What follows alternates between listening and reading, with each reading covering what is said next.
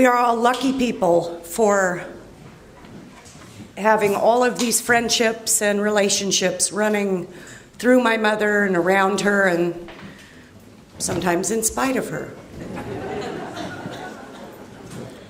So thank you for being here. So I have nothing else to say until maybe later on. I'm going to be very brief right now. I want to introduce you to the person who will take us through this program. Jess Brown, as some of you know, is the executive director of the Santa Cruz County Farm Bureau. And he was a dear friend of my mother's, and I mean dear friend. Jess did not miss a birthday. He didn't miss a Hallmark day, and my mother got a card from him. Jess and Bernice had something very, very special with each other that I've been lucky enough to get a little bit of myself, and that is coming from very different places politically, traveling in very different social circles. My mother and Jess built a relationship that was truly about love and an honest exchange of ideas, as different as political perspectives were and even are, perhaps. But the ability to exchange those ideas by talking, not by yelling, not by insisting, but by talking with each other.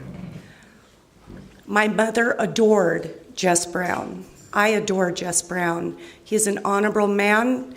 I am myself honored to call him my friend. I hope you will join me in that and welcome him as our MC today.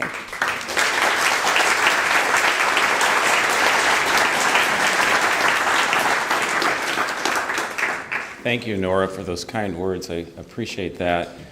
Well, welcome to this special celebration of Bernice Belton's life, and also a day for all of us to give gratitude for the richness that she brought to our lives.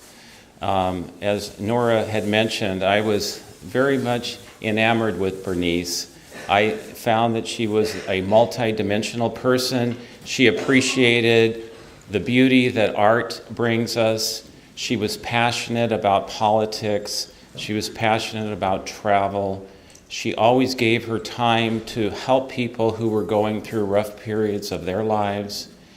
And she valued friendship and she valued family. And today we're going to hear from individuals who talk about all those aspects of her lives and who, on varying lengths of times of her lives. I first met Bernice in the 80s when we were working together with the food bank. And through that work, we developed this strong friendship, and we also were able to help the food bank in its effort to become an independent organization, which wasn't an easy task, but with Bernice being there, we got it done. We would visit often, and it was happen in two different ways. One, I would call her and say, Bernice, why don't we get together? And she would always say, when?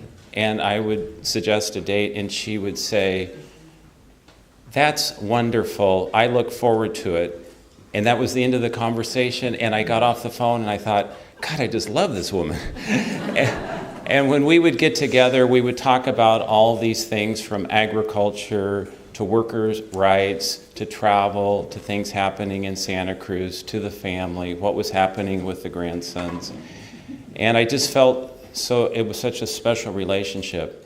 She also at times would test that relationship, because she would call and when she was really involved in Santa Cruz Action Network, and she would say, Jess, Scan's having this event and we need some lettuce, or we need some apples or berries, and this is how much we need, and I need it on this day. And it was never, can you do this? And so I would pick up the phone and I would call, and for those of you who aren't involved in this area, some of the politics of that group and the people I was asking was quite a distance. And so I would call and say, there's this group in Santa Cruz and they need some lettuce, and more often than not, they would never ask. So, just that was great. Every so often somebody would say, well, who wants this? And I would say, oh, it's Scan wants it. And there'd be this long silence, and then they would say, whatever, Jess, just come and get it. But up until the end, it was just such a important part of my life to be able to have those visits with her. And those friendships do show the type of individual she is and how long these friendships last. Our first speaker is Frances BERRICK from New York, and that's where Bernice and Frances met in high school. They became longtime friends during their childhood. Frances spent a lot of time over at Bernice's house. And so, Frances?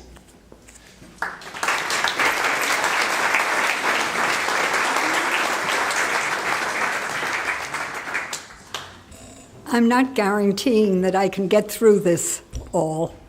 I don't know how long I can last, but I'll try. We met, Bernice was 13 or 14, I was 14 or 15. It was a cold, rainy day in New York, probably January or February, when it's coldest and rainiest. And we were standing on the corner of Flatbush and Foster Avenue, if any of you know that, waiting for the trolley to take us to Erasmus Hall High School. And that was the beginning of it.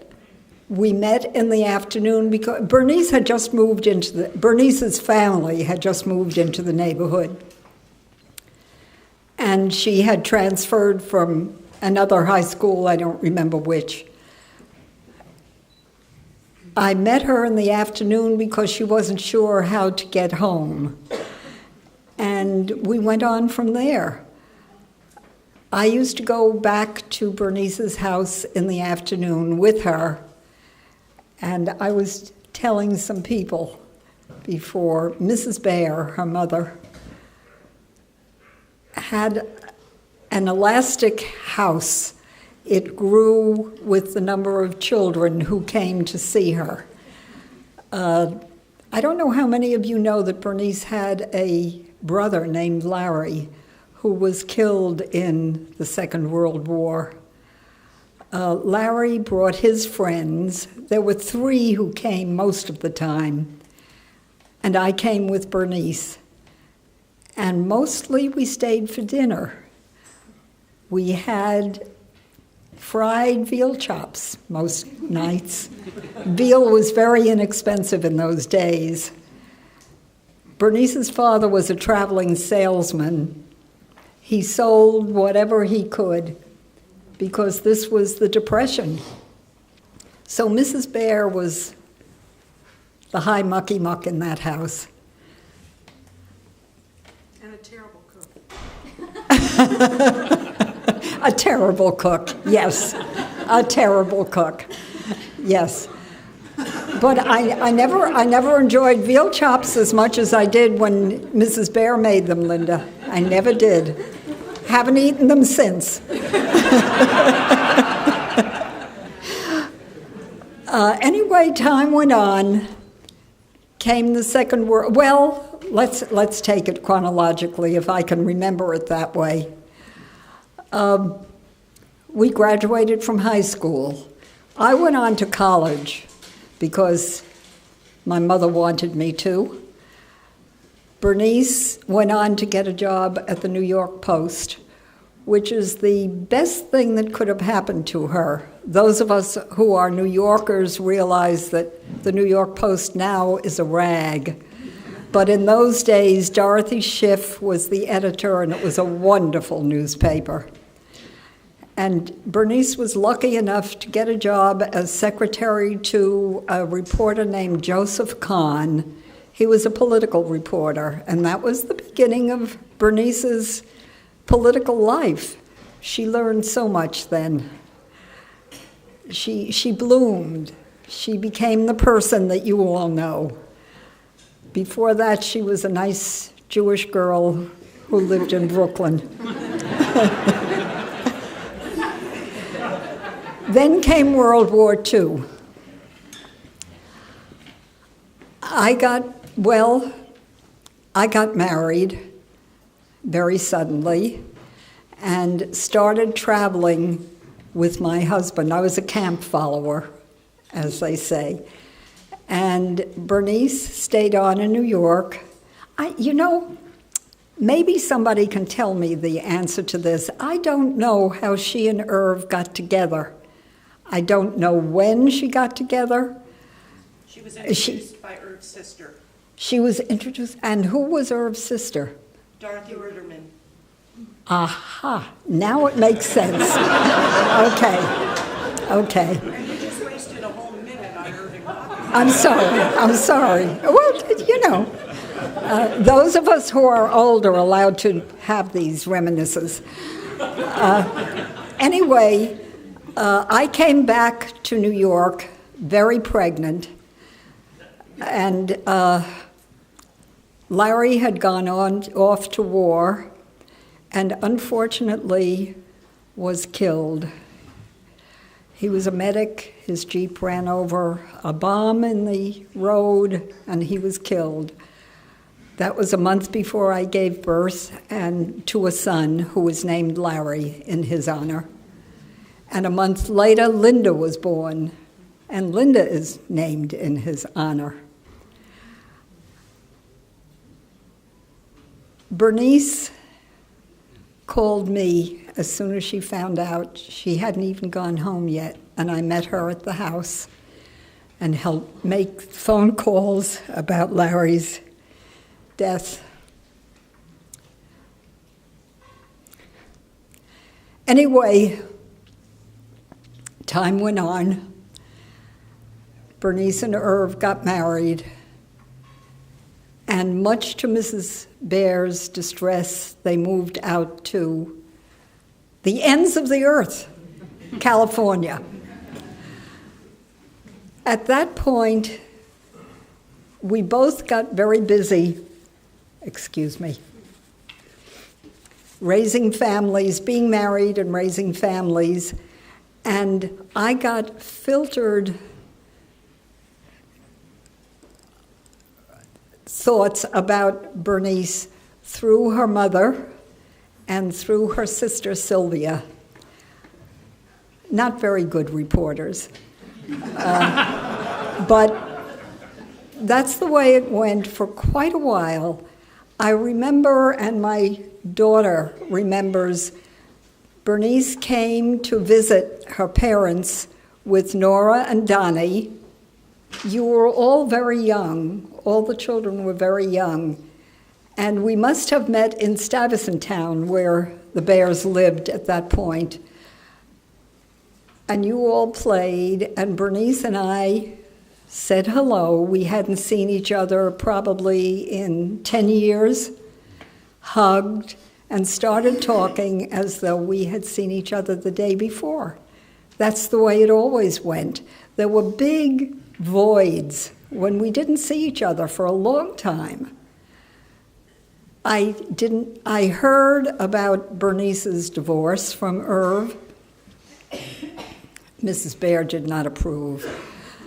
It was a terrible thing she did, and it must have been her fault. Mrs. Bear was a good Jewish mother with a lot of good Jewish guilt to give out.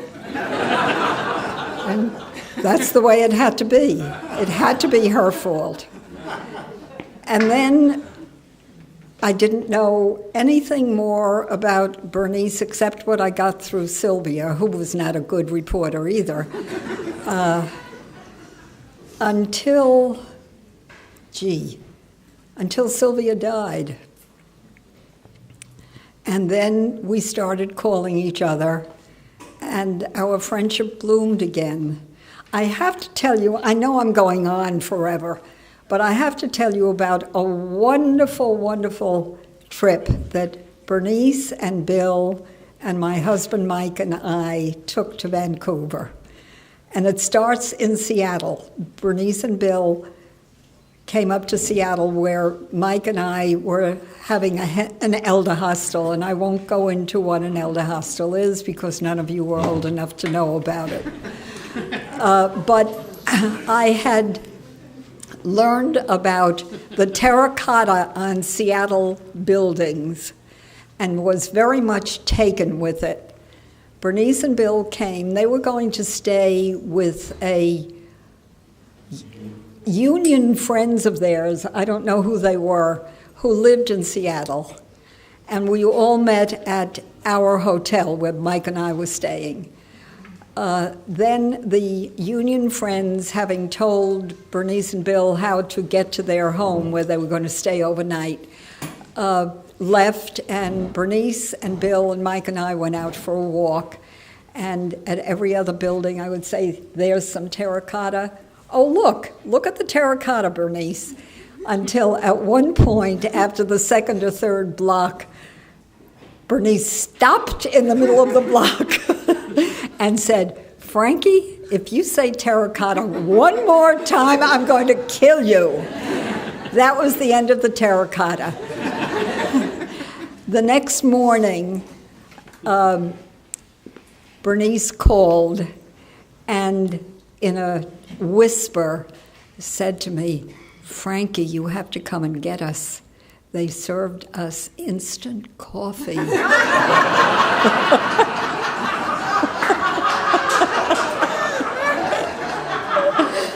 So we changed our plans and we went off to Vancouver a day early. And we had the most wonderful time. It was just glorious. We laughed and we sang and we walked and we ate, and we promised that we would do it again, and of course we never did. Don't let that happen to you guys. Do it again because it doesn't come back. People don't come back.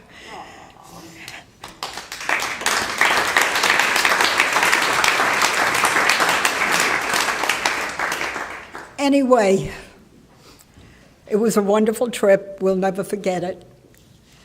And then we started traveling back and forth. Bernice and Bill would come to New York. Mike and I would come to California, to Santa Cruz.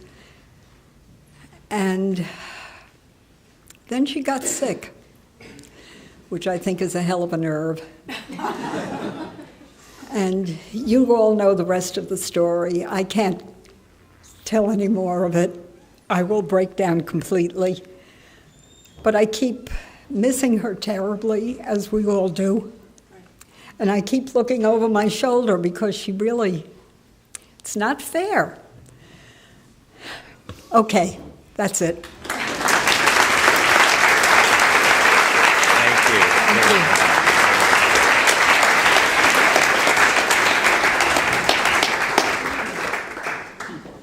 Thank you, Frances. And now we'll talk about the other end of the world where Bernice went to, and that's starting out in San Francisco.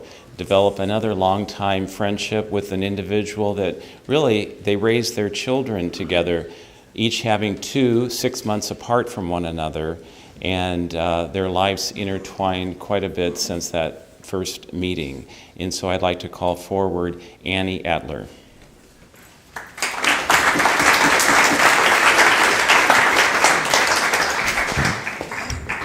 I really feel as if I'm home.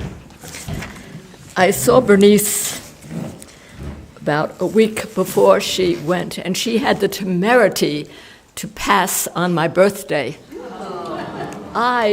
She always reminded me that I was her elder. I was 4 weeks older than she. We were born in the same year, and alas, not the same month. I was born in February, she in March. Anyway, I was blocked about writing because I was so fond of Bernice. So important was she in my life. Even when there were, again, as Frankie said, long periods when we didn't see each other, when we did, there was no hiatus. It was smooth. We just connected again. That was all there was to it. Anyway, I'm starting with a quote from John Donne, who lived in about 1620s, something like that. And it's not the usual quote most of us know about being an island, no man. This is, "Yesterday the sun went hence, and yet is there today." For Bernice, oh Nora, oh Donnie, oh Nora B., how to overcome the non-presence of Bernice, how not to miss the dynamism, lauded with quick wit. 8+ decades of discovery and epiphanies, always there was love. Awakenings, evolving, nurturings, always there was love. Her role as Shara was to be an appreciator of the wondrous, the joys of the intellect, life's improvisations, and of course, the political. Impassioned in her lifelong principles of justice, Bernice was all over the place in her omnivorousness, her zest for life, books, music, museums, art, movies, theater, and community radicalism. She could take on youthful radicals and aging existentialists, all the while excoriating the fakery of the establishment. The phony sentimentality of received bourgeois behavior was loathsome to her. How did she come by her trove of honesty, the real thing? Ever the anarcho-socialist, plucking the valid essence from her geo-global life, who better to synthesize, yes, and crystallize into a unique art form, Bernice's experiences. She extracted, distilled to improve the planet, her community turf. I laud her fortitude through her last years of physical pain.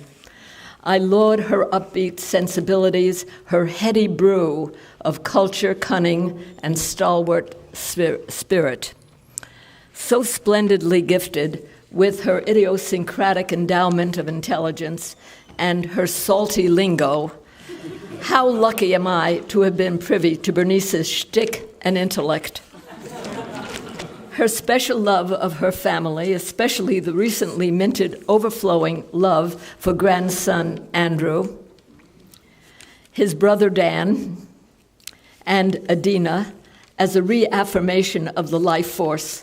In some atavistic sense, I know that my unconscious has met with Bernice's creative one. And although the unfinished stuff of life prevails, we did derive a hell of a mutual joie de vivre. Her sui generis menschhood leaves a deep crater in the cosmos. Farewell, ad hoc everything. Goodbye, sister friend. And I have another quote from John Donne that's very appropriate, I thought. No spring nor summer beauty hath such grace as I have seen in one autumnal face. John Donne.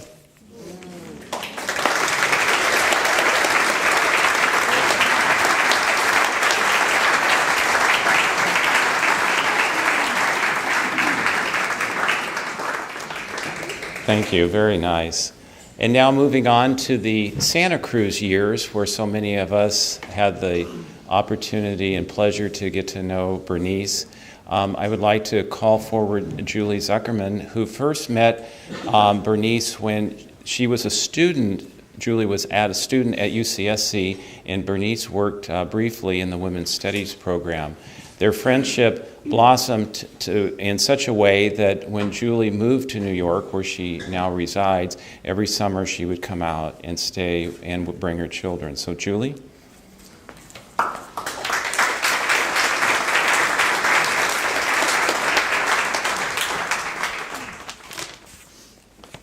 Okay, now Nora said 5 minutes, so I had to take a lot of the yellow stuff out.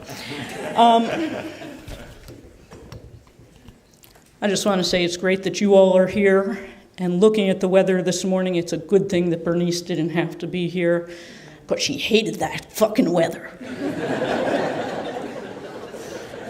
My remarks today are to Bernice, since I didn't make it here in time to say them to her. Dear Bernice, you always sucked at saying goodbye. On the eve of our departure 4 summers ago, you wouldn't give me and the kids hugs before we went to sleep because you would get up to say goodbye in the morning, and then you didn't. I teared up knowing that we'd gotten to that point in your life in which you were no longer sure you'd be here the following summer. You knew then that you had lung cancer, and you hadn't told anyone yet. You were the first friend I had in Santa Cruz. It was 1979. I had come to town having been thrown out of college in New York. You were 55, a few years older than I am now. I had just realized that I was going to be a lesbian, and I didn't know what that meant beyond being heartbroken. So hello there.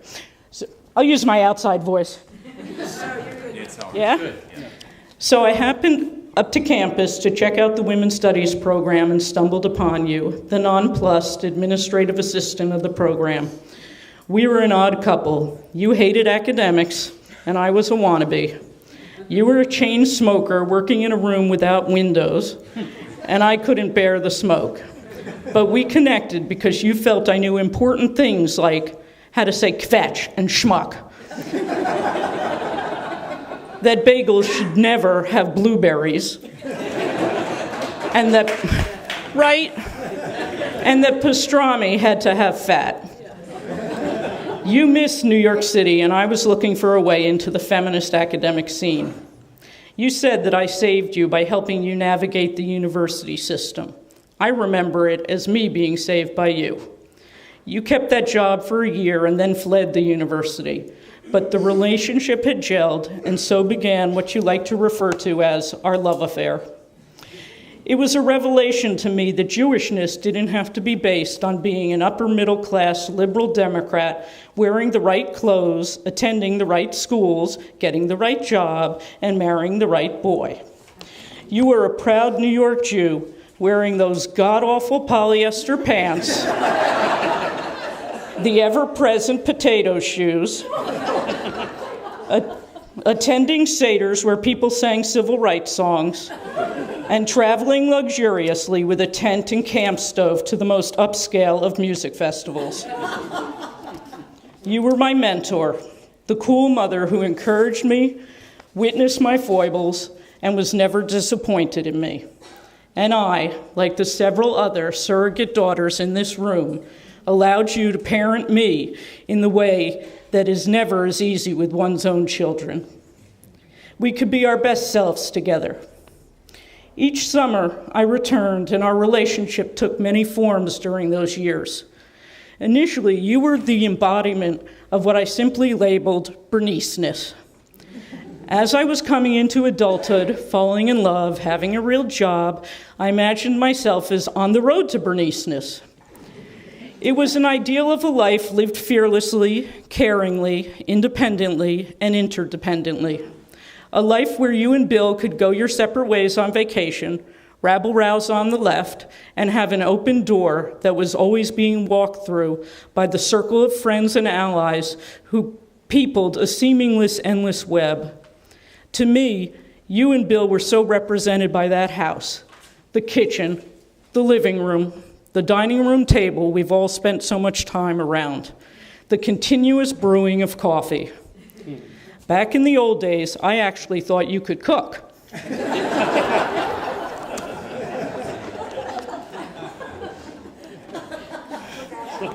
But So did she. there you go. But what changed our relationship most was Nora's move to Santa Cruz. Initially, you and I were the tie. When I had kids, Nora tended to be much more interested. You just weren't the cooing type. Babies were cute for about 2 minutes, but then it was time to leave mommy brain behind and get back to talk of politics, books, movies, and music. And sometime, I'm not sure when, you stepped aside a bit as Nora and I developed a relationship beyond you. There was a lot of trust and generosity in that gesture. You trusted me to move from the ideal to the real. In that way, our views of each other became much more multifaceted, intimate, and kaleidoscopic. Not many people willingly release control of the narrative, and you did. In the past 6 years, the house has become an even more important part of who you are to me and my kids. During a couple of summers, you were off in Rome or Paris, and the kids and I stayed at the house.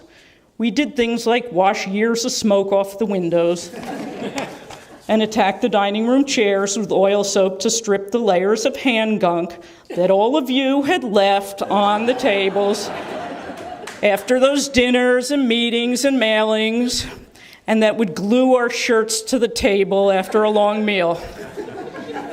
When you no longer were off traveling, you allowed us to stay upstairs anyway.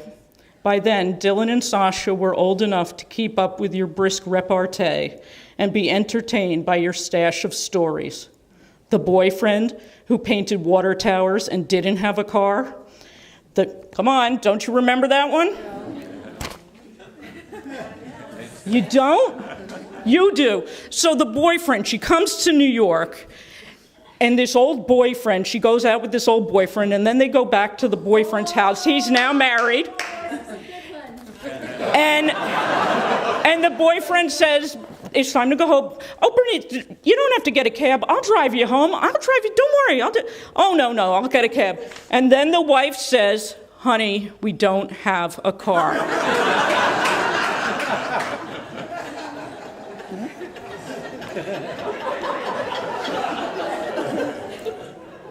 You remember the one, the judge, and she has the pink roller? Okay.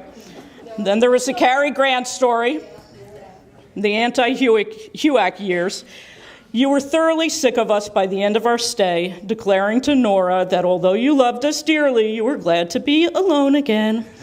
But that changed a couple of years ago, didn't it? When you actually began to look forward to our stay and stave off our departures. By the last 2 summers, as your mobility was challenged, you allowed me to offer advice or care. You would bitch bitterly that Donnie and Nora hovered over you, their care threatening your independence. And perhaps you cut them some slack, maybe an hour or 2, when I reminded you that your falls and challenges weren't just happening to you, they were happening to their mommy. A shift in the shape of your relationship none of you wanted. Bernice, I love you. I miss you. Thank you for bringing me home.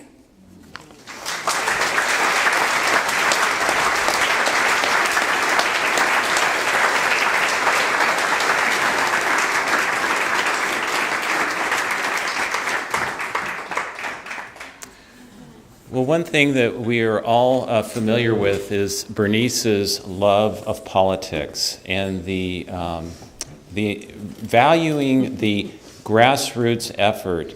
No matter who she supported, she knew that it took grassroots effort to make it happen. And it is through this that she attended numerous council meetings, boards of supervisors meetings, regional meetings on other types of issues. She was very committed to certain issues and certain candidates, certain elected officials. And because of that, we have a special message now from someone that she met in her first campaign for city council, Jane Weed Pomeratz. And this shows kind of the length of time of Bernice's commitment, is that she supported Jane and worked on Jane's campaign, and then you come up to last year, she helped in the way that she could through Jane's husband's campaign, Ron's. So Jane?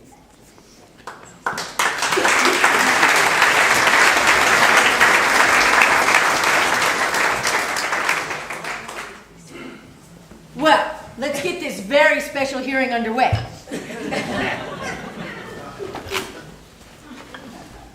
Would all former, current, or appointed elected officials please come forward and take a seat?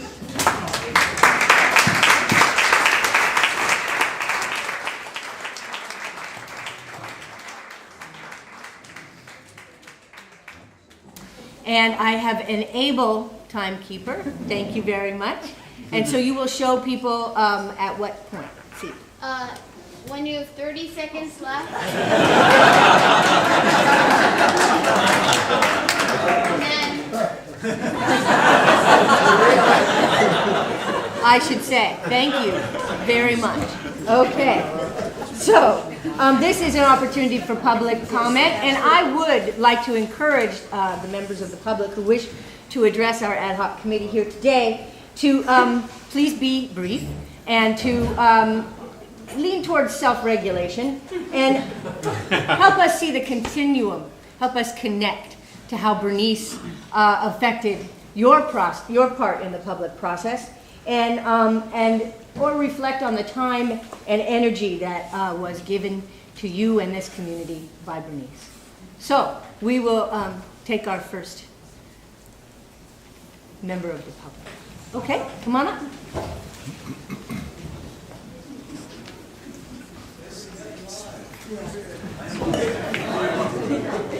Yeah. Yeah.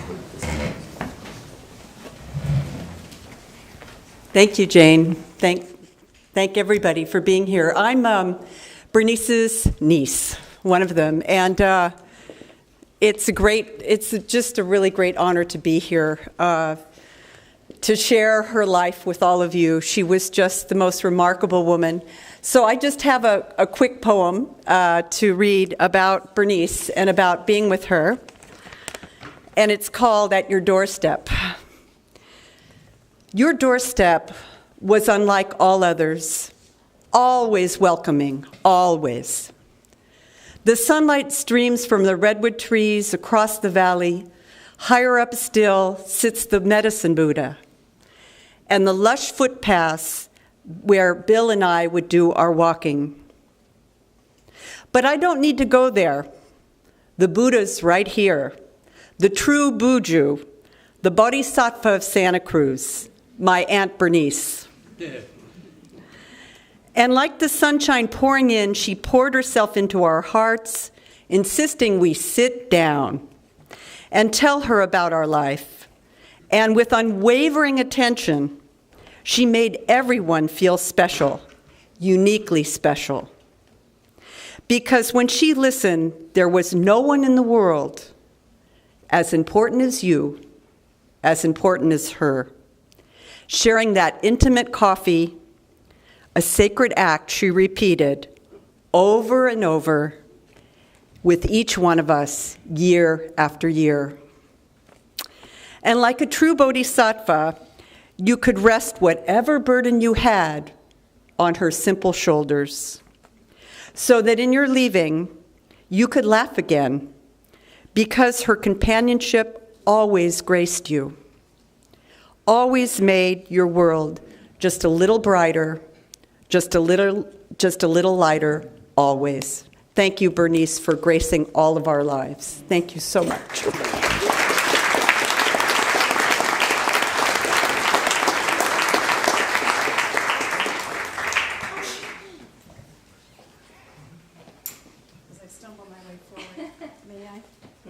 So my name is Nikki, and I had the good fortune actually to grow up with Donnie and Nora.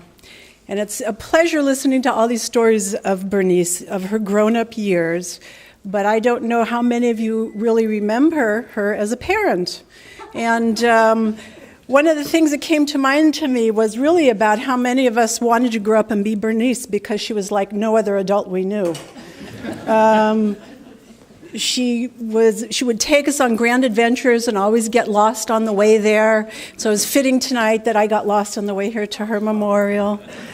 I see old faces here. I think there's a piece that I want to say about Bernice and her generation. I just lost my mother 3 years ago. They were very, very close. And I feel that we have been so lucky, my generation, we've lost very, very few people in our earlier years. And so they're just now starting to pass. And as a result, we're learning in ways we never had modeled for us. We didn't have grandparents around. They were lost, gone very early. So it's a rite of passage that I have found in some ways to be very difficult because there's nothing like being kicked into being a grown-up when your mom dies. I don't know when I got to be her age. I'm going to be 60 this year. And the larger issue that I really want to address that so many of you have already touched on this evening has to do with the politics of our parents. There's a saying that says the whole is greater than the sum of its parts. And I am really starting to feel the loss of my elders who are with them is going, something that none of us will ever know, none of us will ever be able to repeat. And I want to thank those who've gone and those who are still here for showing us the way, for teaching us to be ferocious warriors. We hope that we can walk in your shoes and their shoes. But it will be a generation that is lost, and we have no idea the extent to which they have influenced the world. It was because of them it was possible for Barack Obama to be president. It was because of them women are holding hands, men are kissing each other on the streets. They had a unique place in this world, and I'm feeling a loss beyond those people that I care so much about. So thank you.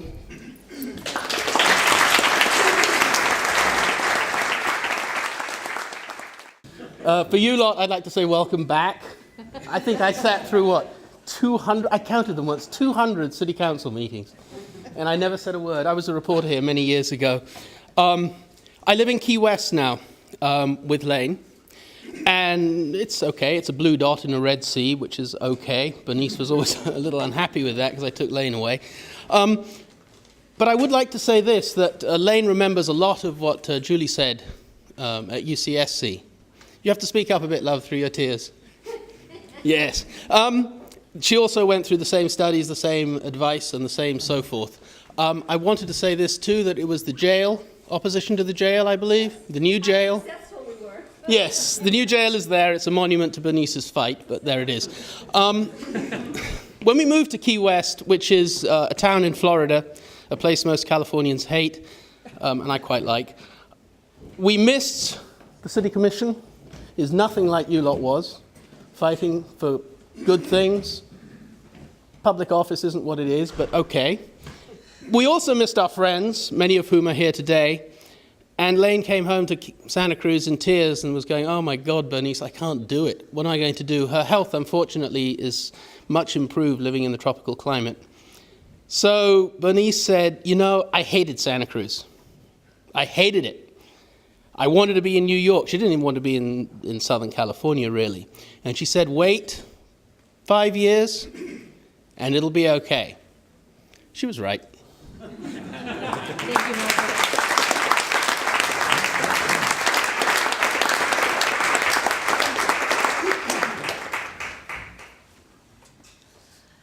Well, I wanted to talk about the the LA years because I knew Bernice when she worked for Frank Wilkinson, and she was the head of the committee to against HUAC, and I was the head of the Valley Peace Center. I'm Pat Arnold, and she was such a dynamo in LA. She was always organizing things. She was just an amazing person.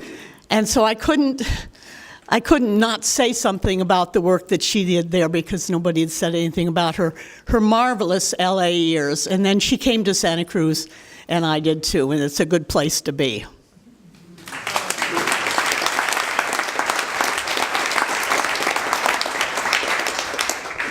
My name's Judy Salter. Her beloved niece, Linda Brosell, has been my best friend for 35 years. So part of being friends with Linny was that I got Nori and Donnie and Nora and Bernice as part of the deal, and I've reveled in being what I call the undocumented cousin. I live in Redding and spent many happy days coming down here to be with the family, but y'all have mentioned this. Whenever I came, I always brought food and did the cooking, because it was truly not going to be worth it, no matter how good the coffee was. So I'd always stop somewhere and say, oh, I'll pick up and cook dinner. Bring my own herbs and spices, because the one she'd had, you could carbon date by then. But sometimes I thought that about the soap in the upstairs bathroom, but that was okay. But she used to come up every once in a while and have Christmas with us in Reading. And last year she was up for Christmas. My husband's the president of a philanthropic foundation up there, and they had this really beautiful guest house on this beautiful property with a pond, and it's kind of Frank Lloyd Wright-y craftsman style and gorgeous wood and glass. And Bernice just loved staying out there. And the day before she left, we were sitting in the night before she left, she was sitting in the living room and having a glass of wine. We were talking, and she said, "You know, Judy, maybe I've been wrong all these years about capitalism."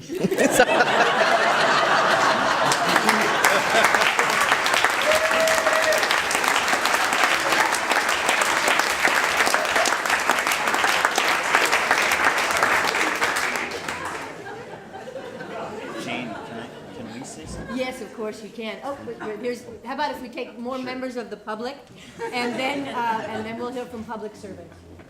Right. Hi, I'm Jeffrey Smedberg. About a decade ago, About a decade ago, I'm a member of SEIU, and a few members of SEIU and I were talking, and we were thinking, gee, it would be nice if we could get some films about unions and about the labor movement and show these films.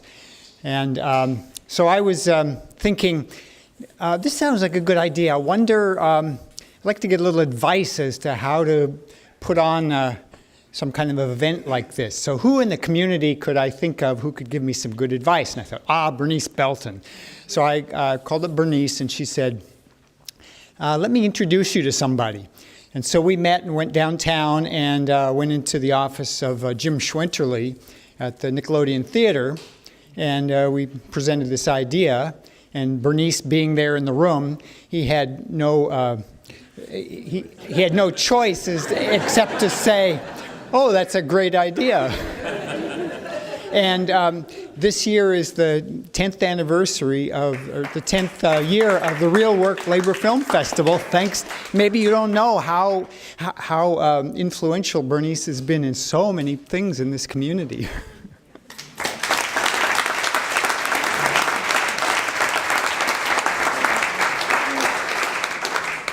Oh, my name is Charlene. I'm really nervous because usually there's people behind me when I'm speaking, but I know Bernice more through her daughter Nora, who I met when we worked for Local 415.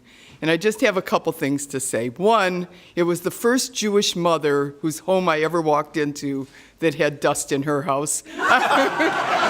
Never in my life had I ever seen such a thing growing up Jewish. And the other, just to show you how different they were from my mother, who yelled and screamed at me when I drove through a red light trying to get out of the way of a tornado. One summer, Nora said, "You want to go swimming?" I go, "Okay." She goes, "Let's go to Pasatiempo." I say, "Okay." And she tells me that the key to her house fits the gate at Pasatiempo swimming pool. So that's only half the best part. So we swim for a while, and then the next thing I know, her parents are coming. Bill and Bernice, they're not saying, "Nora, what are you doing?" They couldn't wait to be there. And that was really my first true meeting with them. And from then on, Bernice let me call her mom because I didn't have one anymore. And I'm so glad I met her. She was one of a kind. And, was our partner in crime that summer.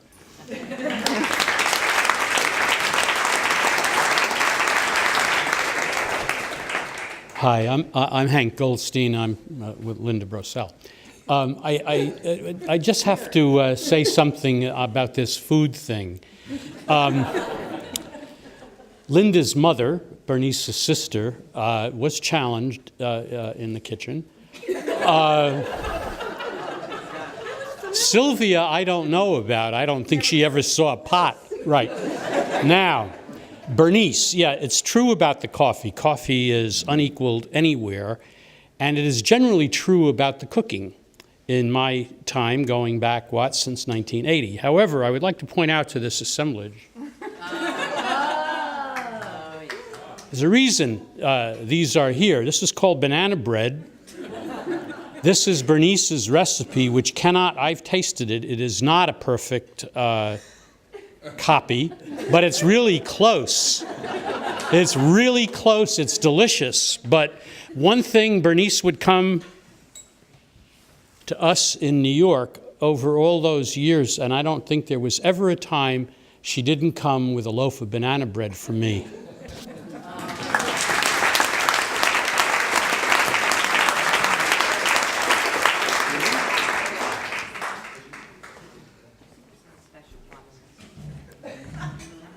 It's a bit intimidating, this presentation behind us. Now they put their pants on one leg at a time. Okay. So I am Bernice's nephew by incorporation. She was prolific at incorporating family members, and so I'm going to speak on behalf of the nephews. And you know, Bernice was an experience. I think that's the only way I could describe her.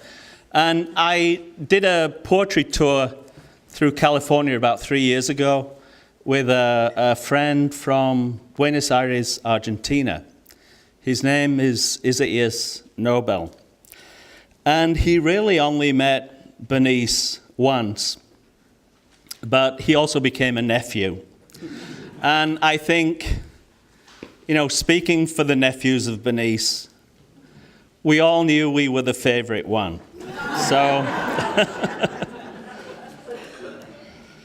So this is Isaias's poem to Bernice when he was here, the time he only met her once.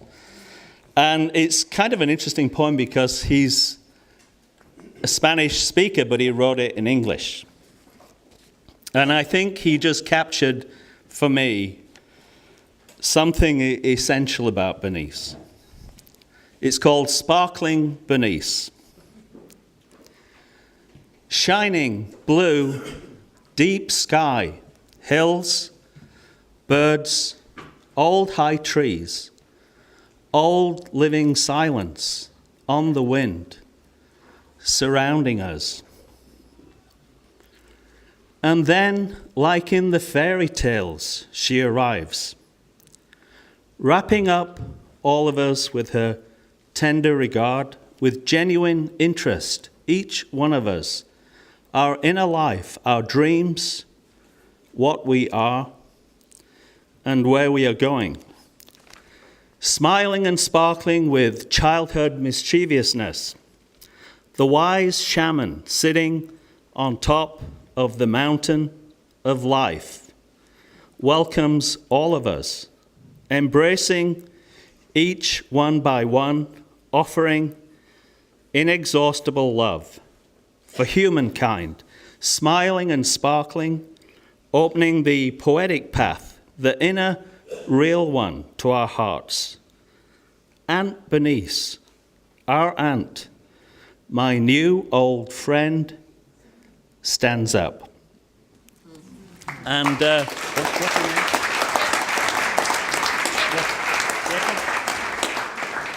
He gave me the 30-second card, Jacob here, so good job.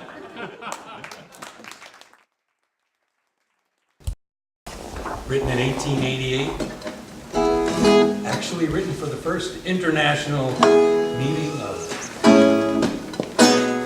workers.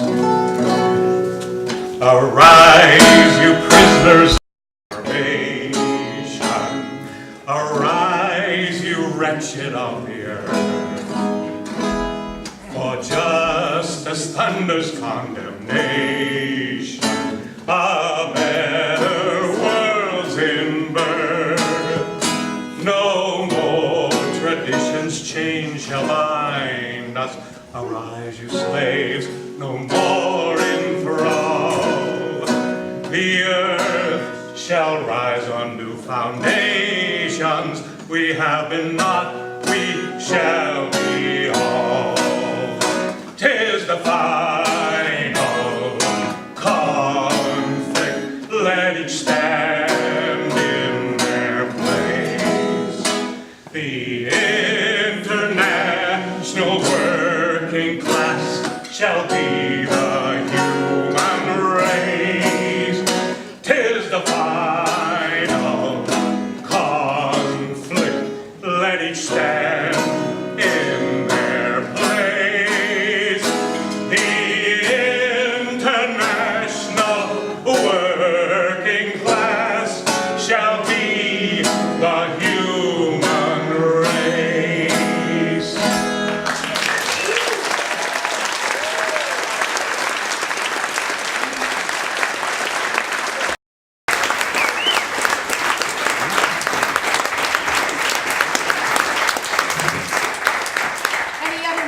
of the general public that would like to address us today?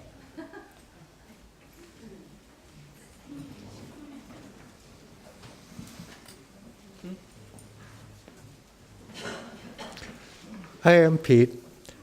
I just felt the need to testify. I met Bernice through politics. We were trying to stop what's become a 21-year plus military engagement in the Middle East, and of course we failed. But I don't exactly know what happened. I think maybe she invited me for Thanksgiving, something like that. And we worked together politically again after that on a whole bunch of different things, but it was friendship, it was love, it was personal. And I spent Thanksgiving with her family. I got to know her daughters. I got to know a bunch of people around her, a lot of people in this room, and I'm so grateful. And I guess that's all I got to say. Thanks.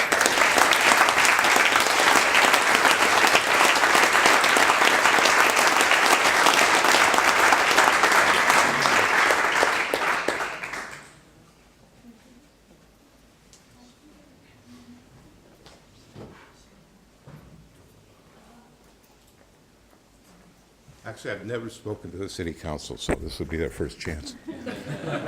My name's Harry, and I just wanted to bring greetings from the Veterans of Foreign Wars, VFW Host 5888, the Post for Peace. And I wanted to tell a little story, because I wasn't going to tell the story, but my friend who's not here said I should tell it. Because one of the things about Bernice and Bill was that they were not just people who agitated for good causes. They really thought that the international working class could be the human race.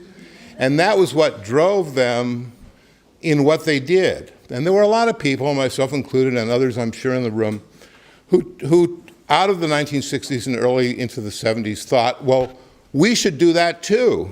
Well, Bill was a shop steward for, I think, 30 or 35 years at the old GM plant in Fremont, which has now been sold 3 or 4 times, and is probably non-union now. Yeah, and Van Nuys as well, right before. And there was a visit with Bill, and my friend Marilyn, who is not here, and who at the time was working at the Milpitas, the old Ford Milpitas plant, and I had one time worked for Chevy Gear and Axle in Detroit and the railroads and stuff like that. And we were there because we thought, well, if you're going to organize the working class, you can't stand outside and hand them something. You have to talk to people about what you really think. And it's not necessarily a strategy I would recommend to you, but it was very much in our bones is what we really wanted to do. So anyway, this was a visit with Bill and Bernice, and they were talking back and forth, and Bill knew the auto industry up and down. And Marilyn was talking about, because she had just gotten a job there, working on underneath the cars, putting something inside. And they talked along for a while, and Bill said, well, what tendency are you in? And for those of you who don't know, I mean, this was like conscious work by specific groups of people, the Communist Party, the Socialist Workers' Party, all kinds of organizations would ask some of their members to join, to go to work in these places in order to push their version of the ideas. So it was very cordial. He said, well, what tendency are you in? And she looked at him and said, well, how do you know I'm in a tendency? And he said, with Bernice sitting next to him, dear, he was quite a bit older than we were at the time, dear, women of your vintage don't go to work in automobile factories unless they're in a tendency. So then she confessed to what tendency she was in, which I won't tell you because you never know. But I just really wanted to say it sort of to get a laugh, but also to give you a sense, to me, of what, I told the story to Bernice actually at a dance thing that was put on by Mama Lucian on the west side about maybe a year ago, something like that. And she laughed really hard, as well as she could laugh at the time. She was not very well. And we talked about it a little bit. I just wanted to convey that to you because I think she was not, in the narrow sense, just trying to reform things. She really wanted to work with everybody, and she really thought that the people who work and make the society go should be the ones who run it. So, anyway, thank you very much.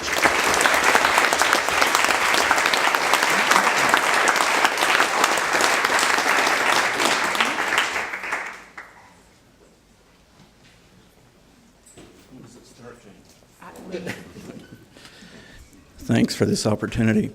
I didn't hear a shout out for capitalists anytime during this hearing, but I'll tell you more about that in a moment. I'm representing my wife, Patty Brissenden. I'm John. And I've known Bernice for 37 years.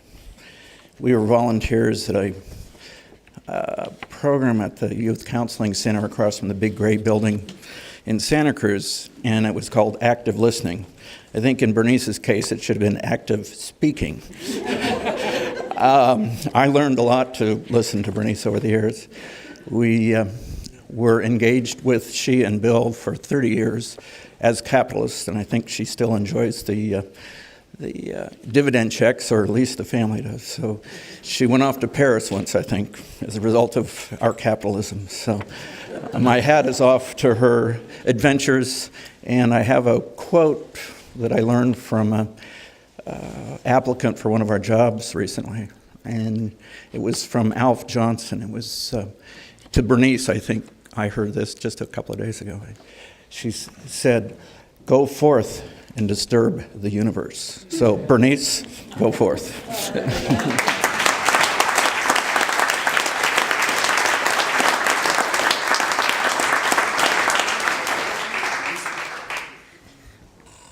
I'm Ann Parker. I hadn't intended to say anything, but all these stories about food, I just have to say, Bernice may not be able to cook, but she did enjoy food. Right.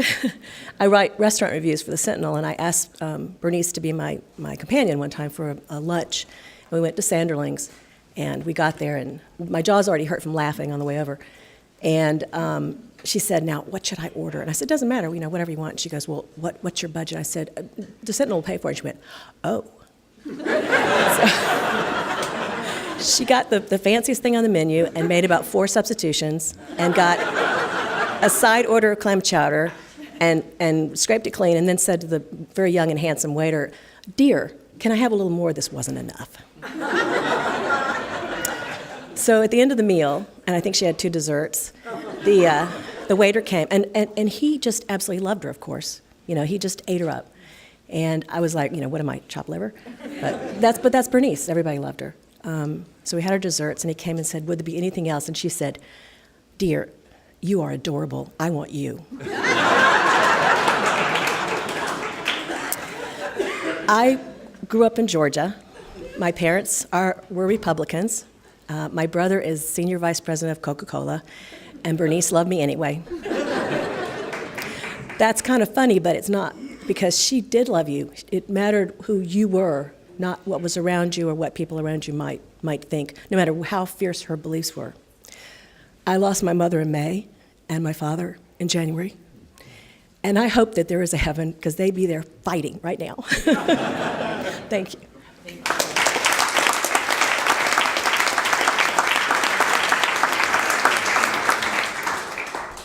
My name is Kevin Belton, and I'm Bill's nephew, and his older brother Fred was my dad. Sorry. And I wanted to just say just 2 things. One was that there are a lot of other nephews and nieces. They're actually blood nieces and nephews to Bill, and then incorporated with Bernice.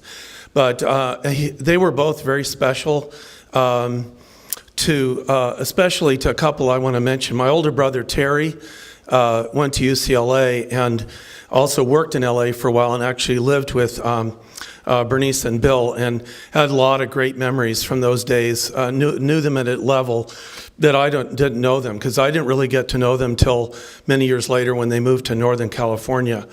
The other one that Bill and Bernice were really special to was our cousin Jeff. And Jeff and Debbie, Jeff died.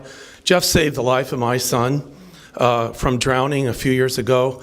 Was when our family moved out from South Bend, Indiana to Napa, and Jeff had stayed over, it was the day we first arrived there, and I went to bring the truck back, and when I got back, Jeff was on the street and told me that they had just flown my son to the hospital, and he almost didn't make it, only except for Jeff. So Jeff had a real special love for Bernice and Bill, and Jeff had an enlarged heart, which is ironic because he had a huge heart in many ways, and I know probably Debbie today it's very hard. She's back in Florida. Probably very hard for her to not be here. So I want to sort of represent them. And the only story I'd like to share was at my grandfather's funeral. This is Bill's dad, Wilf. He came from England. Wilf, and no, it wasn't Grandpa's funeral. It was Grandma's funeral. And this is the problem: is that the men in our family tend to be very assertive and out there. I have two kids that are professional actors, and they're right out there, and they're big entertainers. And my Grandpa Belton was a big entertainer and loved to tell stories and sing songs just like Bill did. And my dad was the same way, always singing songs, playing the ukulele on the beach and stuff. And I sing Irish music at the pubs. So it was a big thing. And Grandma was a great singer, but she always kind of stayed in the background. And so at her funeral, it was in a little Baptist church in San Carlos, and people would get up to talk about Grandma, but they inevitably always ended up talking about Grandpa Belton. And the stories were all about Grandpa Belton, and until Bernice stood up. And you got to realize that part of our family is very liberal and open, and part of our family is from Ohio, and they're they're really on the other side. And so they're anchoring down the pews in this little Baptist church. And Bernice stands up and she says, "What the hell are you doing here?" She said, "Aren't we here for Grandma's funeral? Why the F can't we talk about Grandma? Why is it all about Grandpa?" And the place went silent. So she spoke up for the women in the family and made sure that Grandma had her day. So that's Bernice.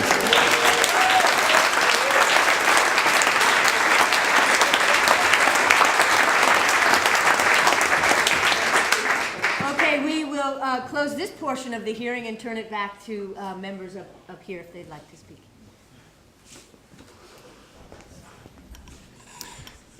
Thank you, Madam Mayor, and fellow public servants.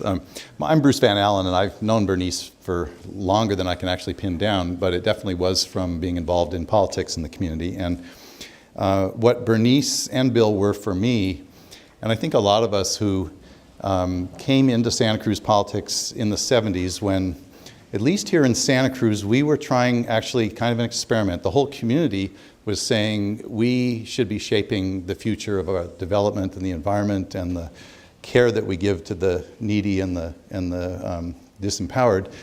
The whole community was saying that, but there were a bunch of us who were actively involved in public affairs, and some of us, and I count myself as one who still has a few scars from this, but we were actually trying to weave together all those tendencies, all those different parts of the left in Santa Cruz and somewhat from the Bay Area, in order to actually start making a difference to get the things changed and to stop the bad things. And that's what the 70s were in Santa Cruz. And there's been some history written about this, but so far what I've seen has been glaringly incomplete for my experience as a young activist.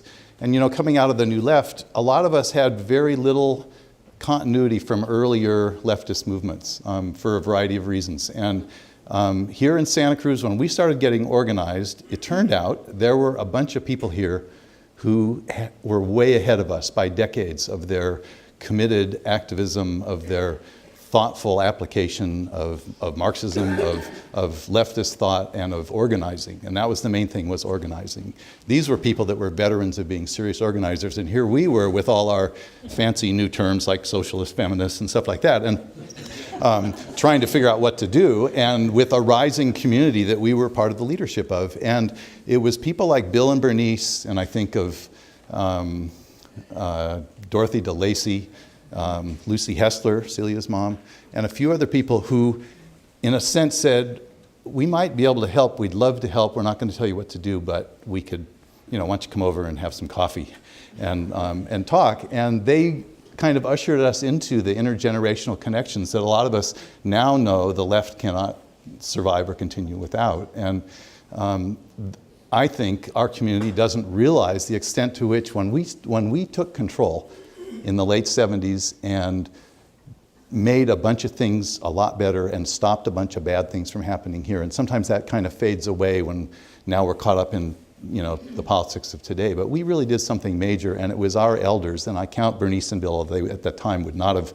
wanted to be considered our elders, as a really key piece of that history that our community probably doesn't know enough about and ought to.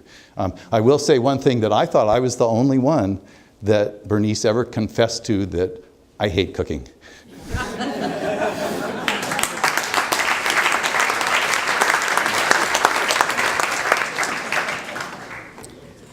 Thank you, Bruce. My name is Bill Monning, and I want to thank the family for sharing Bernice with us through her life and now in this celebration of her life. I actually first met Bill Belton in 1980. Dana and I were working with the United Farm Workers Union. Our daughter was 6 months old, and we had a mutual friend named Doug Foster who invited us through Bill to go to a Radical Elders Conference up in Marin County at a City of Berkeley summer camp. And we had a pickup at the time. Our daughter Laura was 6 months old. She hadn't slept through the night once, and she was in the baby seat between us. And Bill Belton got into the back of our pickup truck with a backpack and a bedroll. And he was probably about my age now, but I was about 30 at the time, and he was an elder. And as Bruce was saying, what we didn't know in the New Left was the foundation that was created by our radical elders. And that weekend up at this camp, it was the first night I remember our daughter Laura slept through the night because we were in a tent and the air was fresh. But we participated in small groups with Bill, talking about the impacts of the McCarthy era and the HUAC hearings. And many of us read about those in history books from a political and a legal context. But this Radical Elders Conference talked about it from the impact on families, and families that were torn apart by these inquests, and people who lost jobs and didn't know where their next paycheck was going to come from. And in reading some of what was written about Bernice's background as well, and how she intersected with accusations and HUAC hearings and standing on picket lines to support those who were attacked. And there's the old saying, if we don't know our history, we're destined to repeat it. And at this moment in our history, it's all the more critical that we draw from not only the experience of Bill and Bernice, but their tenacity and their righteousness in standing up to injustice and standing up to unjust power. My connection with Bernice, she was really a special friend, and a woman who shared in my first meetings with her, there was a conspiratorial twinkle in her eye. And that was the connection. It wasn't an articulated connection based on some political analysis. It was a shared sense of conspiracy, of righteousness of the struggle, and confidence in the struggle, and the intention to make our community a better place. I shared not as many meals as some of you did in Bernice's home, in Bill's home, but I was hosted there at some political house meetings and events, and I remember clearing a dirty coffee cup to pour a glass of wine in the coffee cup. And her righteous indignation, the chutzpah of Bernice. She didn't let anything go by. And she kept all of us, people in elected office, honest. And we need that to be effective voices for our community, as people who don't tiptoe around, but who look you in the eye with intention and with love and give you the courage and the support to move forward. So I'm going to miss Bernice and Bill. With the farm workers, when a comrade fell, we would say their name followed by presente. And I'd just like to ask that we do that for Bernice, maybe and Bill. I'll just say Bernice and Bill, and if you could just all join and say presente, and we'll do it 3 times, okay? Bernice and Bill, presente. Bernice and Bill, presente. Bernice and Bill, presente. Thank you, and thanks to the family for sharing Bernice with all of us.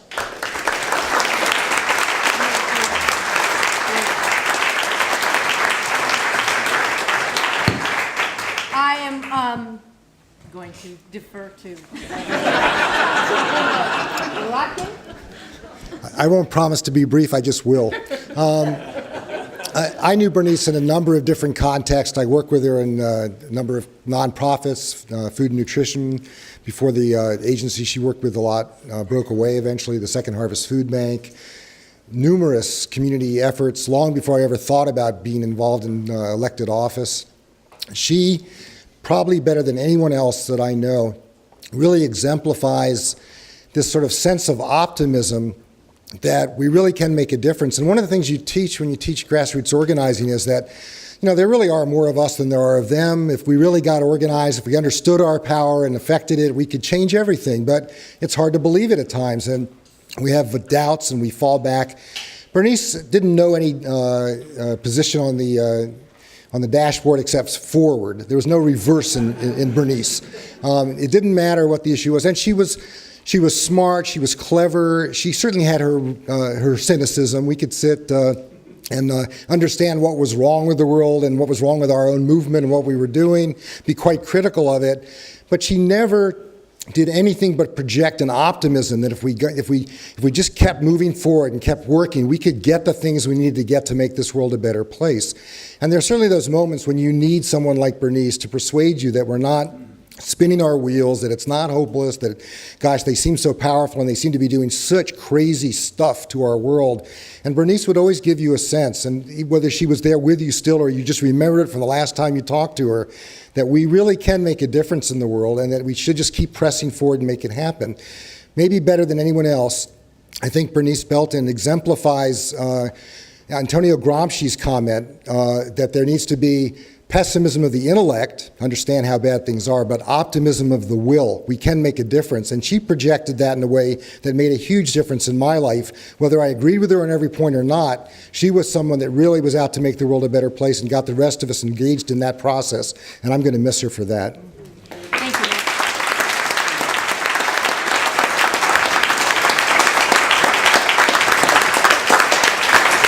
Thank you very much. I'll close this portion of the hearing and turn it back over to Jess Brown.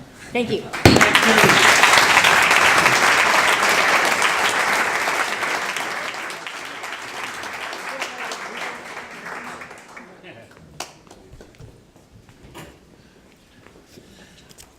Thank you, Jane. Thank you to everybody who shared those stories.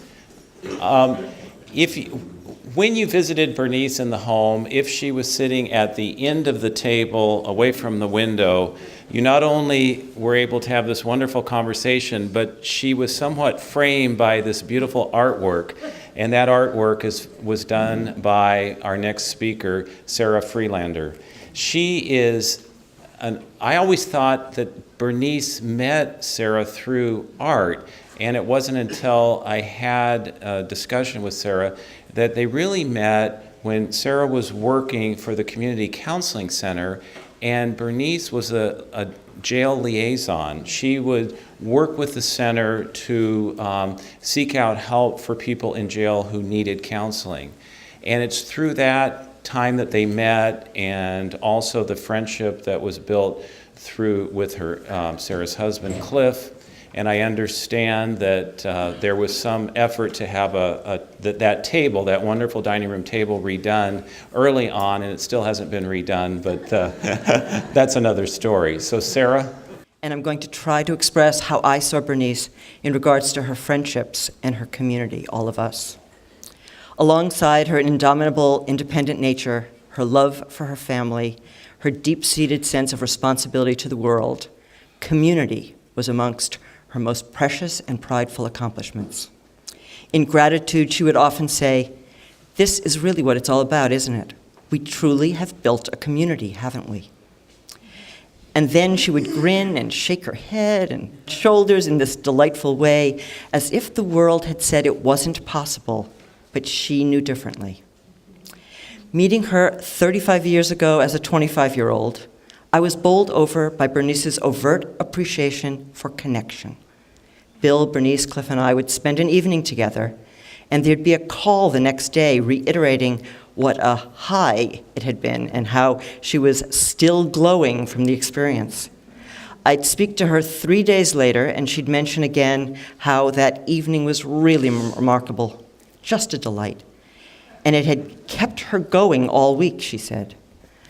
I knew full well that she'd had coffee with at least 2 friends and dinner with others of you in the meantime, and that she'd done the same thing after those gatherings. I marveled at her ability to acknowledge and thank people for their engaging so deeply. And I saw how alive she kept those feelings of connectedness and intimacy. She seemed to regenerate her passion for life and her political stamina by holding those encounters close at hand. They mobilized her from day to day and from struggle to struggle. I was wide-eyed and learning about what it takes to maintain relationships, and she was a stellar role model. Bernice had so much to offer us, and yet always noted how reciprocal any exchange was. She so valued creating intimacy and was always there when we needed her. She loved delving into the day-to-day details of our lives and somehow kept track of them from one conversation to the next, from one year to another. And given a chance to live vicariously, Bernice was always game. Especially if the subject of travel was involved, she'd say, "Thank you. I feel like I've just been to Prague with you." And then, of course, none of us have escaped her sometimes brazen, always probing questions right to the core. They often took your breath away, yet flowed so easily from her lips. "I've been thinking about it," she'd say. "Are you sure you want to do that?" Or, "You can't be serious, can you?" "Would you ever consider looking at it another way?" Or, harder hitting, she'd say, "You really must be mistaken." Bernice gave her loving advice freely, but she also sought guidance and support as well. We'd dive in there and endlessly slosh around looking for answers, strategies, solutions, or else we would simply empathize with the sheer futility of a particular situation, like the aging process. Over the years, I noticed consistently that while I prided myself in searching for what was special in each person, Bernice seemed to see everyone as special right from the get-go. Amazed by their histories and stunned that they'd managed to make it this far, she approached everyone as heroes in their own stories. And once she'd heard the story, she'd go into action, brainstorming and networking how to help that person get to their next triumphant moment. She loved making progress and wanted to see all of us making progress as well. Because she assumed that her progressive community, these special people with all sorts of expertise, would want to help each other out if they could, she figured that all she had to do was make the connections. She loved the role. Who might assist in this situation? Who should this one talk to? Do we have another person to introduce this one to? And yes, there was Bernice, the matchmaker, and on it went. She had a unique way of talking about love affairs. And I imagined that each of us in our own way had a love affair with Bernice. She was one of a kind, and now we're missing her. But I keep reminding myself that my life was made so much more bearable, so much richer by having had Bernice in it. and she never ever stopped appreciating and reminding us how lucky we all were to have each other, and that is what community is for, and that's what will keep us going. I'm certain that Bernice will get a hold of me sometime tomorrow, and she'll say, "Good girl, you did good." And wasn't that a terrific gathering last night? I couldn't believe what I was hearing.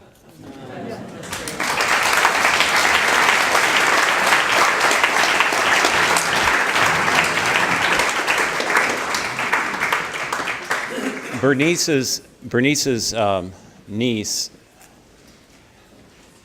niece, Linda Bursell, had also a very special relationship. She would come out every year and visit Bernice, and they had that kind of kindred political spirit that they shared with each other. I know that I had the opportunity on a visit last summer with Bernice. Linda was there, and it was so interesting to be a part of that conversation and to see how the two of them interacted. So now I'd like to have Linda come forward.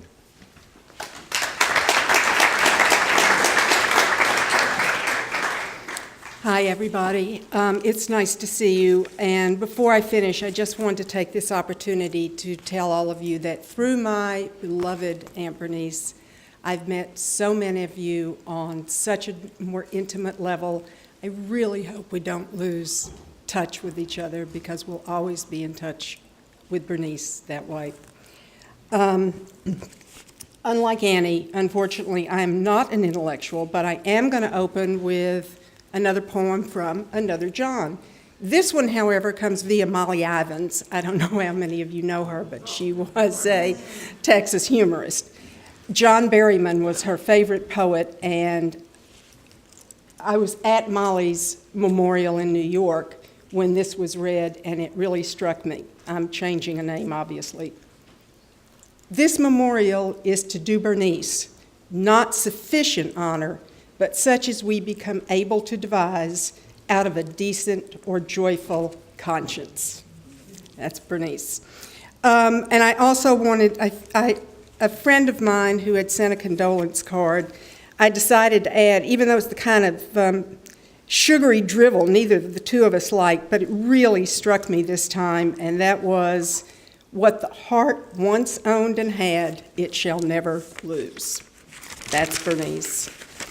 I titled this Travels with Aunt Bernice because it's sort of an overall look through the family's eyes. The other generation, my two cousins are too young, way too young, unfortunately, to remember a lot of the relatives that I do. One of my cousins this morning, Donnie, said, "You really don't do denial very well." Au contraire. Because it's been really easy for me since Aunt Bernice died, and that's because I have convinced myself she's not dead. We simply haven't talked in a couple of weeks, but we'll soon. Since I don't see her here today, I guess I'm finally going to have to let go of the denial and accept the fact that she really is dead. Over the years, there have been so many phone conversations, beginning with one of us saying, "Have you heard from Alice yet?" My mother.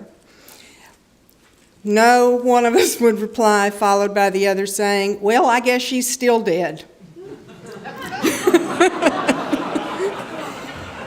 So I'm going to have to accept it, but only for the here and now. Like Alice, she may return at any moment, and when she does, can you imagine the stories? Bernice and I always thought my mother got lost while shopping and would eventually find her way home. Bernice is organizing somewhere, no doubt, so it may be a while. There's a lot of organizing left to do. I was on the plane about to come out to California to say goodbye to Bernice for the final time. I think it was the same day Julie was going to come. When my phone rang, which was a miracle in itself because I have AT&T and it never, ever works anywhere. Don't tell Martha I said that. And it was Donnie telling me that Bernice had just died. Since the purpose of that particular trip was simply to say goodbye to Bernice, I decided that I would save the miles, which she would have loved, and I got off the plane immediately and told the woman at the gate that I was not going to be using my seat, which was good because that's the only way, it turns out, you can actually keep the ticket without having to forfeit all the money. Fine, she said, I put that in the system, but just to be sure, go to the ticket counter and tell the supervisor. I meekly complied. Her name is Annette, and she's expecting you. Apparently, I wasn't functioning, again, as intellectually as well as I thought because I dutifully did that. By the way, my moment of meekness was short-lived. When the supervisor rudely told me she had no idea what I was talking about and didn't have time to listen, I reverted to form instantly. I erupted. When the show ended and she realized why I was there, she was truly contrite. In an effort at appeasement and comfort, she said, well, just look at it this way, darling. Your God has another angel now. Right. I was kind and didn't say out loud what I was thinking, which was, if that's true, he's not really comfortable right now. And if Bernice is wrong, highly unlikely, and there is someone there, can't you just hear her now? Do you have any idea how much trouble there is because of organized religion? Do you know how many wars have been fought in an effort to make any one of your personas be the true one? Do you know how many people are hungry, homeless, disabled, abused, without work, discriminated against for asinine reasons? After your monumental screw-up with the HUAC hearings, you allowed some no-name from New York, Peter King, in case you're all thinking about giving donations, to hold the same wrong-minded, outrageous, bigoted hearings targeted at Islam this time. And speaking of government, you did nothing while that Wisconsin dimwit decided to decimate unions. Have you no shame? And that's just America. Have you seen the Indian slums? The genocide in Africa? Where were you when the AIDS epidemic started? Why haven't you solved the Middle East problems? Why are we dependent on oil? And perhaps most important, and why did you allow Gales to stop making cheese Danish?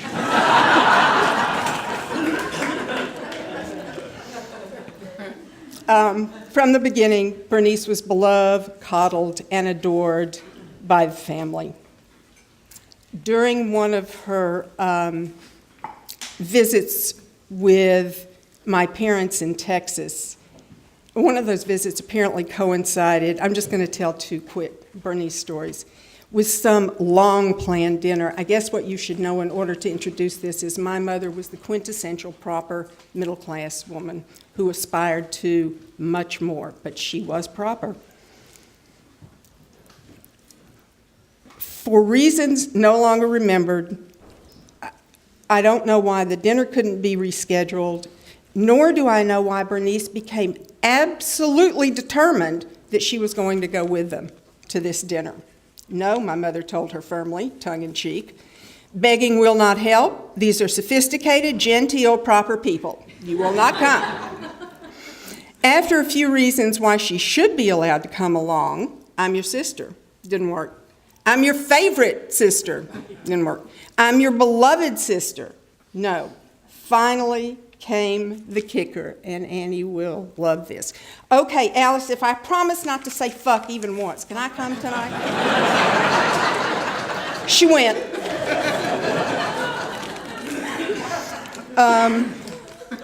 I was, as you can imagine, going through some family photographs the last few weeks, and I came across some letters Bernice had written to various family members.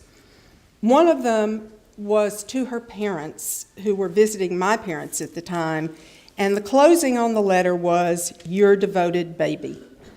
She was devoted to her family, to her friends. For many, there's no real distinction. To making a better life for those not as fortunate as she. There are not enough words nor sufficient words to describe how we'll all miss my adored Aunt Bernice. and I'll be calling my cousins from time to time. Is she still dead? The last thing I wanted to tell you, I'm leaving out the FBI story. If anybody wants to hear, they can contact me later. I read recently that there's a Native American belief that the spirit stays on for a year to guide those who are left behind through the pain. We're going to need far longer than a year.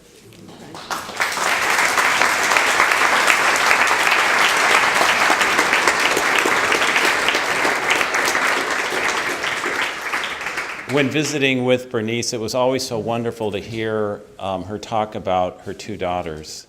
And it was through the work that Donnie does with art that Bernice was so proud and always wanted to share the things that were new in that regard. And she was also so proud that Donnie had picked up some of the local artists like Sarah to help promote their art in her work. I remember one of the last visits that I had, which was not too long before that she passed away.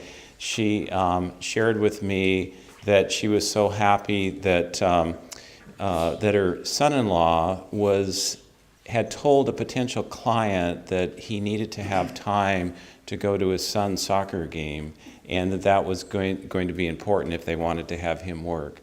And she also was very proud of the other grandson, Daniel, that he had moved to New York and was having these experiences. She just thought that was a great opportunity for him to grow.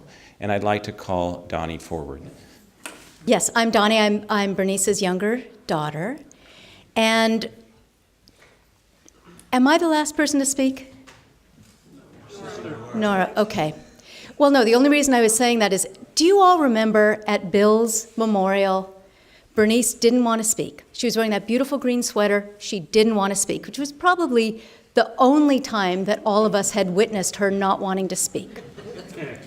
Finally, we lured her up to the microphone, because really it's hard to resist a microphone. And she said, I always knew I'd have the last word. So when Jess called me up right now, I thought I too would have the last word, but I guess not. You're going to have the last word, right? We will have the last word.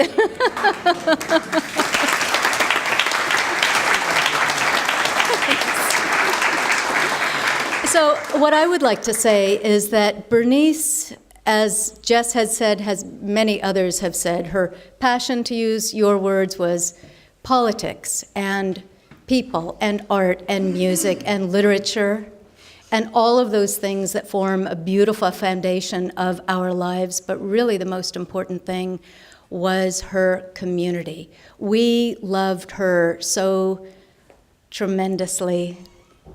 And she loved us individually. She loved Tracy. She loved all of us, individually and collectively, in a way that has enriched our lives and will always, always stay with us. So thank you all to being her community, because you are the ones that she really has loved, and you are the ones that have carried her for all these years. So thank you.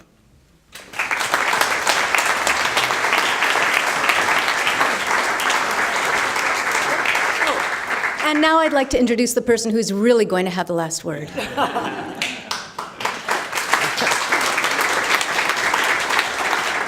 So let me say, first of all, because, I live here and I know a lot of you, I'm really glad you all got a chance to meet my sister Donnie and my cousin Linda. It's very important to me that you know kind of the context in which I live as a private person.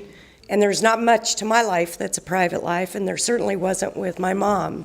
But it's so important that you also see that there's this whole other context that I'm in, and these are very, very important people in my life. So I'm glad you were here to meet them as well. I get to kind of go on in large part with many of you because we all live in the same town. It is so important that we work at that knowing each other. It is really important. Relationships that my mother had didn't happen by chance.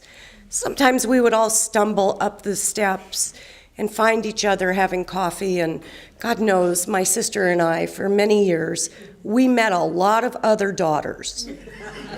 Most of you are here now. None of you by blood. And hence, no issues.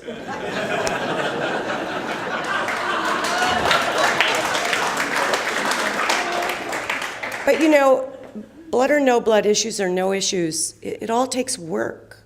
We just have to work at this loving thing. And Bernice did that. When she wanted to, she loved fiercely. You knew it when she loved you. You knew it when she didn't. But you really felt it coming your way year in and year out in a huge variety of circumstances, because she helped make that happen and she pulled it out of us, right? So without getting too schmaltzy, right, that's one of her legacies, is we have to do the same thing with our kids, with each other, with friends, with people that perhaps in the past we mistakenly defined as enemies or former friends. These continuums are long. We live long, long lives. So we have to work at how many of us and how many of each other we keep in our lives together. So I don't know, for me, that's the takeaway from here, is I'm looking at the span, once again, of my lifetime. Growing up with Nikki, you know, all the way to Frankie and Annie. This is a lifetime for Donnie and I to look out on a crowd like this. It's birth to, right now, of course, we're, you know, barely middle-aged, so we've got a long way to go. So we hope you'll keep in touch. We hope that for, you know, those of us and those of you where this is the first time we may have seen each other in a while, we ought not to let it go as long, right? And for you with each other, don't let it go as long. So be in touch, enjoy some food.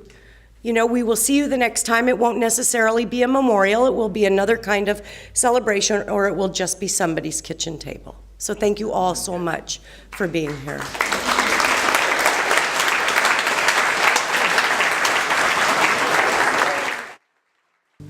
So I met Bernice 35 years ago, and it's true, I never did fix the dining room table. But I was just starting my career as a cabinet maker, and my wife Sarah spoke to Bernice about this table, and Bernice called and asked if I'd be willing to come up and fix it. And I said, fine. And before I left, Sarah said to me, you know, you really should take your guitar up with you. And I thought, that's really weird. I mean, I'm just going on this. She said, no, take your guitar, they'll love it. So I brought my guitar, and when I saw the table, it was really obvious that it wasn't really worth fixing. And it was really Bernice's cigarette burns that were all over the table that are still there. So after Bill passed away, I wrote a song for him, and it wasn't long after that that Bernice said to me, so Cliff, why haven't you written a song for me? And I went, oh, okay. And of course, like everyone else, it was a command on her part. So on the back of your program, it's upside down, but it's there. There are words to that song. And Bernice loved singing and loved songs. She mostly didn't really sing much herself, but Bill certainly made up for that. So this is a tune that you might remember from 1963 called, well, this is Oh Bernice, but it was done to Oh Denise by Randy and the Rainbows. So please join along. It's your last opportunity to sing to Bernice. Oh Bernice, shooby-doo, we're in love with you, Bernice, union true. We're in love with you, Bernice, don't be blue. We're in love with you, whoa, whoa, whoa, whoa. Bernice, Bernice, oh with your eyes so bright, always were there to fight for what was right. Bernice,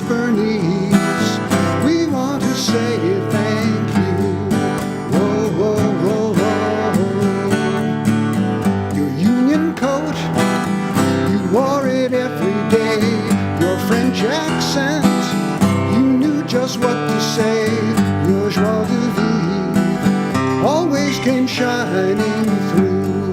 Whoa, whoa, whoa, whoa, whoa. Oh, Bernice, shooby-doo. We're in love with you, Bernice, union true. We're in love with you, Bernice, don't be new. We're in love with you. Whoa, whoa, whoa, whoa. Food bank would wait for what you had to say. Growers would quake when you would come their way. Bernice, Bernice, they were afraid of you. Whoa, whoa, whoa, whoa. When you were mad, best not be in your way. When you were sad, did not have much to say. Please don't forget, we always will love you. Whoa, whoa, whoa, whoa. Oh, Bernice, shooby-doo. We're in love with you, Bernice, union true. We're in love with you, Bernice, don't be blue. We're in love with you. Whoa, whoa, whoa, whoa. You were a dream. We were so happy every time we look at you. We laugh and shout, you know it's true. That we're so lucky to have found someone like you. You've seen the world on bike and train and car. We travel to places both near and far. Friends everywhere, cherish the thought of you. Whoa, whoa, whoa, whoa. Oh, Bernice, shooby-doo. We're in love with you, Bernice, union true. We're in love with you, Bernice, don't be blue. We're in love with you. Whoa, whoa, whoa, whoa.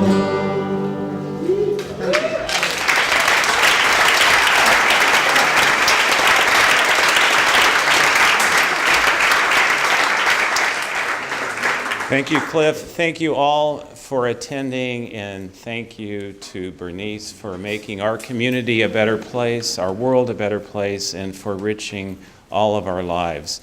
So please, as Nora said, enjoy the food, share more stories about Bernice. Thank you. Thank you.